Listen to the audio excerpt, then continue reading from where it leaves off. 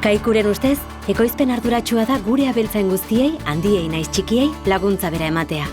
Kaiku kilometro zero, ekoizpen arduratsuko esnea.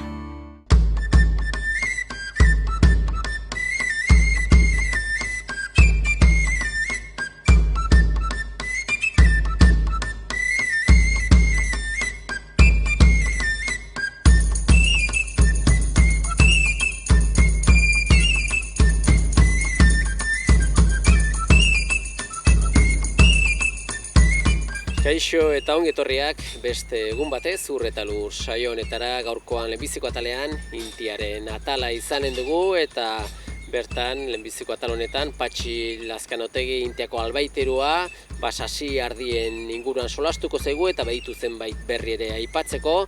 Ondotik albaitaritzaren atalean Miren Sagarzazu teknikariak ere azterketa genomikoak eta beste berrikuntza bat badu ere eskuartean kontatuko diguna.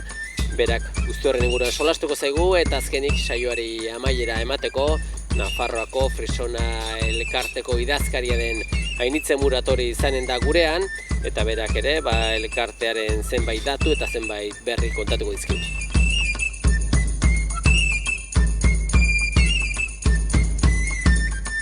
Saioaren hasieran esan dugu gaurkoan Intiaren atalarekin hasiko garela eta horretarako gurekin Patxi Lazkanotegi albaiterua dugu eta gaurkoan sasi ardien inguruan solastuko zaigu eta Patxi, sasi ardiak ez dire atzo sortutako arraza arditan, aspaldiko bertako arraza bat dugu eta izate zuek elkarte bat ere baduzue eta izate lan handia egiten arraza hau populazioa buruko pura handitzeko eta baita ere gizarte ere erakusteko zer nolako haragia duen sasiardiak eta horren inguruan baduzu zenbait berri, ez Patxi? Bai, dauzkat berri batzuk errateko. Sasiardia zer den, badakizu, galtzeko egoeran dagoen arraza bata, beti gure mendietan egon du dena, eta gehienez ere bere kokalekua xelebrea da, Nafarroan eta estatu mailan uri gehien egiten duen lekue. Goizueta, Artikutza, Aiko Herriak horkoa da. Eta kontratzen magara nungoa da, Nafarroko, Napar Atlantikoko bazterroitakoa, nahiko baxu, Goizueta, Arano, bera, nahiko baju eta elur gutxitzen duen tokiak eta horrek uzten dio urte osoan mendin egoteko aukera ematen dio. Eta horreri buruz, hori lotuta gero mintzatuko nahi zikirori buruz. Bai, hori da, orduan bertako arraza sasi ardia eta asko horrentzat ez ezaguna. Ze berezitasuna du sasi ardiak, ze bazkatzen du, zer da honan abeltzainarentzat? Da oso ekstensiboa, beti mendian, eta batzuk ez duten biltzen ere, bakarrikan bildotxak etxera eramateko, eta arrimosteko, hori bai, eta orduan baliatua da, mendian dagoen janari mota guztiekin, bai sasila, bai mota ezberdiniko belarrak, gaztaina, ezkurra, horrekin. Orduan berezitasun hori, gu badauko elkarte bat Nafarroan, beste bat badago erkidegoan eta beste bat iparraldean, eta hiru elkartek biziki harreman ona daukagu, agitz harremana ona. Eta pentsatuko nun proiektu bat itea, proiektu europeo bat transfronterizo bat indu, eta baloria emateko zikiroari, haragi berexia, betikua, beti izan du dena, eta urtetan eta tradizionalki hegoaldetik iparraldera eramaten zena. 3-4-5 urteko zikirua kontzen ziren hartaldikin batea, eta zenbat joan diren mugatikan planteatute ohitur hori horregatik daukatik iparraldean. Eta bertan lantzen dute produkturi eta guk ere nahi dugu zerbaitin. Orduan, proiektu bat eman gaituzte diru laguntza bat, egin dugu ikerketa bat. Esplikatuko dut ikerketa hau. Hartu ditugu 3 herrialdetikan animale batzuk, eramen ditugu ezpeletara, 3 urte eterdikoak, gizendu ditugu 3 eratara. Soroan, pentsu natural batekin, barrenian, pentsu natural batekin, erraten dut, artoa ez transgenikoa eta luzerna deshidratatua, eta 3. barrenian, belarridurrekin eta pentsu konpuesto batekin. Eta egin dugu, gizenketa zemagostatzen den parametro zooteknikoak, dirut zer zemagostatzen den, eta gero bigarren zatia joan gara garazira. Han hil ditugu, eta ikusi dugu kanalen kalitatea. Eta 3. lote bakoiztik indugu dastaketa. Eta dastaketa indugu, 3 lotekoa, gehi bat menditik bildua eta zuzenin platerara joan dena. Eta izan du da arron polita. etorri dire sukaldariak iparraldetik, erkidegotik eta Nafarrotik. Eta indugu daztaketa eta harritu indire denak, ze haragia den. Eta esango dizut, izenik izut errango, mi igual enteratuko zarete, 3 Michelin izarra daukan batek errandu, hau zer da, hau nun zegoen, zer raitu gara egiten, ez dakigu ezer. Bere Instagramen, horrek eman gaitu guri, produkto beresi bat daukagu, mi ikusi nola elikatua den. Deus gabe ere, bat etorri da, bat dastatutuko, deus pentsori jan gabe. Ze jaten da ezkurra, ze bazka dibertsitatea, ze eurek aukeratzen dute. Eta gainera, zikiratua direnez, badakizu zikiratzeko prozesuan, grasa, giharran dauken grasa interstizal, persille, deitzen duten bezala frantxak, garatu iten da, horrek ematen dio xamurtasun horita. 10 egun kontua dire friguan, eta izan du da, produktu bat, ikaragarria, eta aurrera guaz horrekin. Bai, orduan guzti horrek noski indartuko du sasiardi arraza eta zikiro ari gara aipatzen, ezagit, besta askotan zikiro jatea aipatzen da, Nafarro mailan, Zugarramurde alde hortan, gauza bera ari gara solasten zikiro bera da edo ez? Gautik egunera, ez dauka deus kusteko, eta errespetu guztiz ingo dut hitz. Garai batean, ni ondu nintzen 95. urtean, Uinkarrenanko Argentinan egona naiz, eta han abeltzain batzukin lanean. Eta han ni januen gautxo batek prestatuta lasau argentino. Eta era hori prestatzeko era hori da, hemen erabiltzen dutena zikirua prestatzeko. Prestatzeko era da hori. Eta izena garai batean zikiruak egiten ziren prestatu era hortara, eta oan jarraitzen du, orain bildotxak dire. Eta hango jatetxeeko guztiak erraten zuten, hau, dastatzen nahi garena, ez da ez bildotxat ez da behikia, zer da hau, zer diferente, torregatik ingaitu hanbeste erakarri. Zugarramurdin egiten dena, aski hona eta pollita izaten da, herriko jata dena, baina ez da zikirua, bildotxa da. Eta gainera errango ditu gauzak eta hitzak Madrildar batentzat edo Iruñeko batentzat dena berdin da. Niogu gure zonalde honetan badakigu eta euskararekiko errespeto pixka batikan gauzari bere izenez deitu behar dio. Zikiruari eta bildotxari bildotx erretzea, bildotx jatea, nire ustez. Eta aski hori prestatzen dutena Zugarramurdin eta hori da. Bai, aski pollita, bildotxa da. Besterik ez, joate mazara sagardotik batera eta esaten dizute irilen txuleta, baina ez, beia, Alemanetik Dinamarkatik karrekau, beia, ez da irila. Orduan, sasiardea, orduan beste puntu bat, balore bat hartu du sasiardeak eta horrekin ekartzen aldu, pixka bat, buru kopura onditzea, ez? Pixka bat indar hartzea arrazak dozen dezuen asmoa. Hori nahi dugu, konserbatzea eta kontzia, baina importantea, kontzia bere insitu erraten dena, bere lekuan eta bere sisteman. Guk ez dugu sasiardia da, baina ez dugu sasi produktu bat nahi. Guk nahi dugu, hemengoa da, horrela kontu da mendetan, eta hori ez dugu animale industrializatu bat bidurtu. Bere goberan eta naturak ematen duena. Guk ez dugu ez frauderik ez dugu nahi, horregatik sasi bigarren zatia proiektu honetan izango da gure kideekin, bai iparraldeko eta erkidegoekin, marka bat sortzia eta marka bat kontrola batzukin. Guk ez dugu nahi horrelako izena, da ikusten ari ganenez prestigio izaten alduen produktua, edozin gauza hor sartu, behar du pliege de kondizionez deitzen dena, eta badago iparraldian daukate marka gainera, eta hori garatu nahi dugu bigarren zatia. Izan dediak diferentea eta ez dadeia gertatu betikoa. Dugunura azken ingukitun du errekara bota. Kontu bere parametro, kalitatezko parametrotan euki. Ez fraudera eraman. Nahi dugu horrela izan dadila, kalitatea. Eta hortan sartzen da, sasiardia beti kanpo notea, zuentzat. Hoixen du, eta gainera gu daukagun baliabide bat da, gure komunala, gure mendila. Hori, gure lagun bat azparnekoak zeiten ditu menditi bildu eta platerara. Hori, nun ikusten da? Inun, hori da. Ezkurra, gaztaina, guan dugu sasoia. Ongi patxi, proiektuak izango du jarraipena, guk ere jarraituko dugu proiektua, eta horrera ere izanen dugu modua, elkarrekin solasteko, eta nola di joan dana, eta ez dakiz geratzen den patxi. Bakarrik errateko gauz bat. Arraz hau, proiektu hau, garatu behar dugu, eta ez aztu, gu orain gaude, gu ez gara betiko, ez dakit nor jarraituko duen, hau denena da. Napart, Euskal Herritar guztiena, gukin behar dugu garatu hau, etorkizunean izan dadila produkturi hor, izagutza bat, nola egin, nola gizendu, baina honek ez du izena bizenik. Hau da, gauz bat nahi dugula paratu gure eskaplatetan, gure jatetxetan, eta denen patrimonioa dela. Horrela izan dadila, eta esan dakoa, jarraituko dugu aurrerago ere solasean. Mila esker da, ongi segi. Zueri, nahi zuen arte. Venga, aio.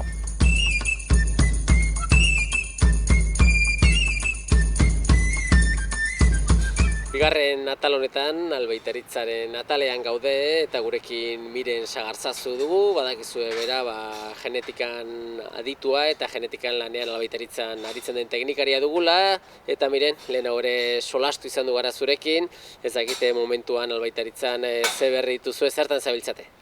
Bueno, egunon, beti bezala hortxe gabiltza ez, gure hasia saltzen, gure genomikarekin, eta bueno, hola berrikuntza bat bezala, aipatuko nuke gure probederetako bat erabiltzen duen indize berri bat, dakala izen bat, modan dagoen bezala, EcoFit. Eta orduan, gaur egun gure ustialekuetan gastu handienetako bat da elikadura, 50% baino gehiago suposatzen du hori. Orduan, indize honek neurtzen duna da, ze behiek behar dute gutxigo jan berdina ekoizteko. Orduan, iruditzen zaigu, bai diruari begira, basaltaren diru poltsa begira, eta bai ingurumenari begira, izan zitekela indize egoki bat etorkizunean eta gaur egun ja erabiltzeko. Bai, ez dakite indiz hori nun agertzen da, ze azterketatan agertzen da? Ez, bueno, ja gure katalogu guztietan azaltzen da, zein dien egokienak indize horren arabera, eta gero baita ere, lehen aipatu duzu, genotipatzen jarraitzen dugu, gure baserritarrei ematen zaio baita ere aukera bere urruxa genotipatzeko, eta indize hau ere genotipatzen dien urruxa horietan ere ematea badago. Orduan baserritarrek ukiko lukete bi aldetikan hobekuntza egitea, bai zezenan bidez eta bai bere urruz onenak indize horren arabera sailkatuz. Aurrerakuntza garrantzitsua ez, azkenean sakelari ikutzen dio, eta gaur egunean ikuioen arrentagarritasuna ateratzeko, gauza asko izan behar dire kontutan. Zuek albaitaritza, katalogo zabala izaten duzue, ez dakit nola moldatzen zarete, hazia bera ekartzeko orduan, hazi ekoizle hoberen eskuekin lan iten duzu ere ez? Bai, dakagu probodere bat importantenetako bat estatu batuetan, zen hori da hasi sexatua lehenengo munduan, sektore honetan implantatuzuna, baina gero Europako ere etxe desberdinekin ere lan egiten dugu. Bai, eta beti ere alde batetik handugu hazi arrunta, gero ere hazi sexatua ere, gaur egunen asko eramaten dena, ez dakit nola doan, bai, pixkanaka hazi sexatuaren merkatua goraz dijoa, eta nik uste horri atze bueltarik ez dakala, gero eta gehiago erabiliko dela. Eta guen baita ere, nobedade bezala, lehen erabiltzen genuen, esaten genuna 4 milioi espermatozoideko pajuelak, eta orain beste hobekuntza txiki bat egin dute, eta zezen batzuk eskaintzen die, esaten dena high purity. Dela, lehen ziurtatzen baldin bazen, 80% edo urruxa jaioko liatekela, zezen horietan high puri horietan, 87, 86 ja urruxa jaiotzen dira. Orduan nik uste dut, mejora, gero eta zailago jartzen dugula mejora, baina mejora guan bere lortzen dira, pixkanaka. Eta beti ere, nahi gara antzindu etorriko den horreri, eta azterketa genomikoak hor daude azkenean, ez? Pixka bane duguna da, aurreratu zer etorriko den, ez? Hori da, bai. Eta horren kasu horretan ere, buru belarri hor sartu ez ez? Bai, hilero bidaltzen nahi geha muestrak, nahi dunak gurekin bitartez, hilero daka aukera muestrak estatu batuera bidaltzeko eta genotipatzeko. Gero ere, hemengo Konafere Espainian dela Frisoi elkarteko federazioarekin ere, hemen genotipatzen dutenekin ere, saiatzen ga aholkularitza ere berari ematen. Eta, zuek albaitaritzatik ez dakit azkenean Euskal Herri mailan mugitzen zarete eta Euskal Herritik kanpo ere ez? Bai, dakagu distribuitzaileak Espainian zehar, eta orain distribuzio berri bat dakagu Galizin. Galizin daude behien 50% baino gehiago Espainiakoak, orduan iruditzen zaigu asko indartuko dugula distributzaile berriarekin Galiziako salmentak. Bai, eta hor dugu zurekin batera Jose ez? Jose hor sartua, urte pilo bat, eta azkenan maixo hona duzu horre ez? Bai, maixo hona, eta behaz asteroia dago viajatzen batea bestera, polioa emateko gure distributzailei, eta oso ondo. Bai, ezagitzu ere, etxean noski okarrez baldin manago, baseneko behiak badituzu ezuek ere ez? Bai, gu baditugu, oain bigarren robota jarri dugu, Eta bueno, atertzeko zai. Hemen ikusi dut gehienagia hartu eginda dakatela, baina bakarre matera ikusten da, egin gabe, eta orain. Noiz ematen digun atxeden bat, bukatzeko lanak. Bai, zuek etxean ere, orain ekoizten dutena alderatuko edo konparatuko bagenu, orain dela ezagite 40 urte, zure eta dutxa matxik edo baldin bazuten esneko behiak zenbat ekoizten zen orduan, momentuan nola ekoizten den, zu zer ikusirik ez, ematen du beste gauza bat eta zer garela solasen, ez? Bai, azkenok hortetan ja hori asko mejoratu da, iguala lehenko konparatikoan behiak 3 aldiz gehiago ematen die, eta guain hori nola lortuta ematen den, guain nahi geha beste ezaugarri batzuk hobetu nahian, esan detena bezala. Behiak alik eta hobeto transformatzea jaten dutena, hanketatik ondo egotea, beste ezaugarri batzuk igual lehen ertziena behiratzen duen fertilidadea oso importantea da baita ere, orduan, beti dago zer hobetzeko. Ongi, eskerrak eman miren, azalpen hobek emateagatik, azkenean eskertuak dire ere abeltzainak, zuekin lan egiten dutenak, azkenean zuen hobekuntza guzti horiek beraien sakelean sumatzen dire, etekin gehiago izanaz, eta ongi segi eta eguraldiak laguntzen duen. Mila esker. Hoi da, mila esker zuei.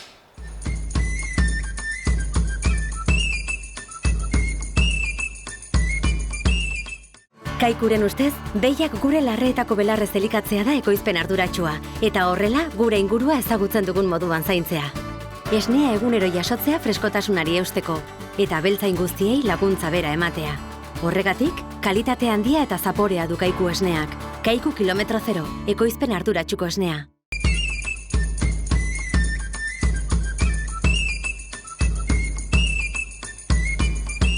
Azken atal honetan, Nafarroako Frisona elkartearen inguruan solastuko gara, eta horretarako gurekin elkartearen idazkaria dugu, Ainitze Muratori, badakizuelen hau ere, urtetan Xabier Abasolo izan duela idazkari, aurpegi berria dugu, aurpegi ezaguna, eta azkenean sektorean ere urte askotako esperientzia duzuna. Halaxe da Ainitze, ongietorria zuen elkartera, eta pixka bat jendeari ezagutzera emateko, negozu kontatu Ainitze pixka bat, zein den zure ibilbide profesionala edo jendea pixka bat ezagutzeko. Eskerrik asko. Zuk esan duzela Ainitze naiz. Orain dara ja 13 urte sektorea utzi nula, hemen ibilia izan naiz abeltzainen teknikari bezala, eta nik uste jendeak ezagutzen dauela. Baina, azkeneko urteetan beste arlo batzutan ibili izan naiz, baina bueltatzeko gogoan neukan. Eta orain, zorionez AFNak aukera hori eman dit, eta hemen berri ibiliko naiz. Bai, hori da, badakizu azkenan lehen sektorearekin lan egitea oso aberasgarria dela, jende oso jatorra, profesionala eta lurra maitatzen duen jendea eta etorkizuna bat bertan egin nahi duena. Ezagite Xabierrek etapa bateri bukaera eman zion, zuk beste etapa berri bateri hasiera eman diozu, eta ezagite elkartea, momentuan etorri zara elkartera, egun gutxi edo hilabetetxo bat damakizu bertan, zein da momentuko elkartearen egoera, ezagit bazkide kopurua edo buru kopurua edo zenbatxo zaudet? Egoera da sektorearen parekoa, ibilbide berdina daramate, eta orduan sektorean abeltzain kopura murrizten jundan neurrian, hemen elkartean ere bai murriztu egin da. Hala ere, oraindikan 100 bazkide dauzkagu, dara Nafarroko 2 eren, dia, ez dago gaizki, eta hauek osatzen dute dira 150 esplotazioetan 100 ditugu. Hauek dauzkate gutxi gora bera 16.000 behi dauzkagu, eta horiek suposatzen dute 151.000 tona. Beraz, ez dago gaizki, baina lanean jarraitu gara daukagu. Hori da, ez da momenturiko berena elkartearena, baina hori da, freskura ekarriaz heldu zarazu, indartxu, hotxu, lanerakoekin, eta espero dugu inflexio puntu bat gertatzea eta gauzak goiki joatea. Jendeak esanen du AFNA, Nafarroko Frisona elkartea, ez da egite elkartean zenbat langile zaudete edo nola duzu antolatua? Gu Izako herrian gaude, Aslana, Arana eta Aspinako elkarteekin bulego bat elkarlanean, eta 7 langile gea. 4 kontrolatzaile ditugu, hauek egiten dutena da baserrietan edo ikuiluetan behi bakoitzaren esne muestrak jasotzen dituzte, eta gero beraiek datu guztiak bulegora bidalit. Orduan bulegoan dauzkagu 2 bi langile ere bai, eta bereak bideratzen dute guzti hori, eta gero, bani. Bai, hori da, zu pixoa danak koordinatzen ere, eta azkenean hor zaudete bazkideentzako zerbitzura lanean, beraiek, azkenean onura asko daude elkartean izatekin, zer esango genieke bazkide ez direnei, zer suposatzen du azkenean Nafarroko Fresno elkarteko bazkide izateak, ze onura ditu? Bazkide izateak alde batetikan, elkartasuna egiten du ez, sektorearen elkarrekin egotea. Baina gero bestetik daukagu, honek aukera ematen dio ekoizpen integratuaren barruan egotea. Bestetik industria batzuek zertifikatu batzuk dauzkate eta horien barne egotea, eta horren ondorioa da esne prezioak gora egitea, ez? Beti gehigarri bat izatea. Hori alde batetik, eta gero elkarteak dauzka erraminta desberdinak, oso erraminta onak, bakoitzak bere esplotazioko behiak ondo ezagutu ahal izateko, eta gero hartu behar dituzten erabakiak hobeto hartzeko, ezta? Eta horretarako dago esne kalitatearen muestrak hartzea, bestetik dago genomika deitzen dioguna, eta bestea da genetika.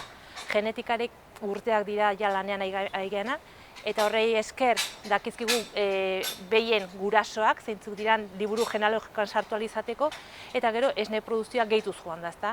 Orain dela azkeneko belaunaldian, 2000 kilotikan, urtean produziotikan, pasada 8.000 10.000-ara. Hori genetikari esker izan da. Bestetik hor daukagu genomika.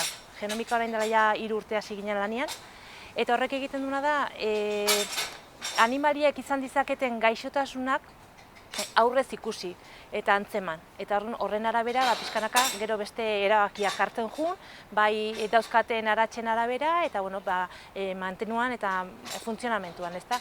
Horrekin gero ere bai, esne produzioak botika gutxiagorekin egiteko aukera ematen digu. Hori bai garrantzitsua da. Orduan, erraminta desberdina daude oso baliagarriak, eta nik usten dut horiek aprobetxatu behar dituztela. Hori da, orduan badire onura azkarki, eta guzti hori dana azkenean ere abeltzainaren sakelean isladatzen da, errentagarritasun bat ateriaz ikuiluari, eta ez egite hemen gaude, Nafarroan gu ere gaude, esneko behiak baditu gure atzekaldean, garrantzitsua da, ez? Azkenean egun nahi duguna da Nafarroan bizi gara, eta alik eta produktu gehien bertakoak izatea, ez? Esneko behiek presentzia hori izatea ezinbesteko, ez? Dudik gabe. Beti izan dute oso presentzia handia eta garrantzitsua izan da hemen, bai gizarte mailan, ekonomi mailan eta gero ingurugiro munduan, eta nik uste hori indartu egin behar dugula. Egia da gauzak asko aldatu direla, esplotazioak asko gutxitu dira, desberdina dira, orain handiagoa dira, produzio mailak ere bai handiagoa dira, baina esne kalitatea oso ona da, eta orduan nik uste dut hori indartu egin behar dugula. Beti ere esaten da distantziak laburtu, kanpotik hartzen diren produktuak baina ez dire bertakoak, eta zu diozuna ez, danak kontu behar dugu, danari kontu behar dugu, baloratu behar da bertan duguna ez. Hori da. Eta iniz ez da bukatzen joateko pixka bat, zer esango zenioke, bazki direnei, eta pixka bat ez direnei ere, esne sektorean lan egiten duten guztioik eri. Ze asmo dituzu, etorkizunari ze galdetzen diozu edo? Nik esango nekela lehenengo bazkide guztiei eta nolabait informazio positibo bat bialtzearren, dauzkaten erramintak AFNaren bitartez aprobetxatu ditzatela. Horrek lagunduko die beraien esplotazioa hobeto ezagutzen, beraien animaliak ezagutzen, produkzioa edo ekoizpena handitzen eta ondorioz beraien errentabilitatea bai hobetzen. Horrek ere bai zer dauka, bultzatu nahi dugu horrekin hurrengo belaunaldien aldaketa, ez? Horre bai dago beste arazo handi bat, jendeak ez du jarraitu nahi. Orduan, guzti horri bultzada handia emateko nik uste erramintaiek erabili egin behar dituztela eta hor dauzkate. AFNA bidelagun izanik, gu hortarako egongo gea.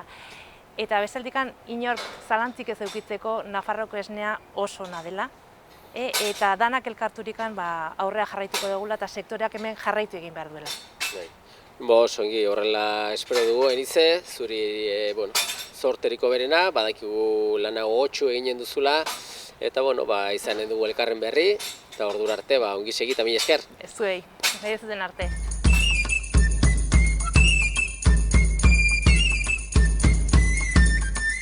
Besterik gabe, agur esateko ordua iritsi zaigu eta eskerrak emanez zuen arretagatik agurtzen gara datorren saio arte. Ongi segi.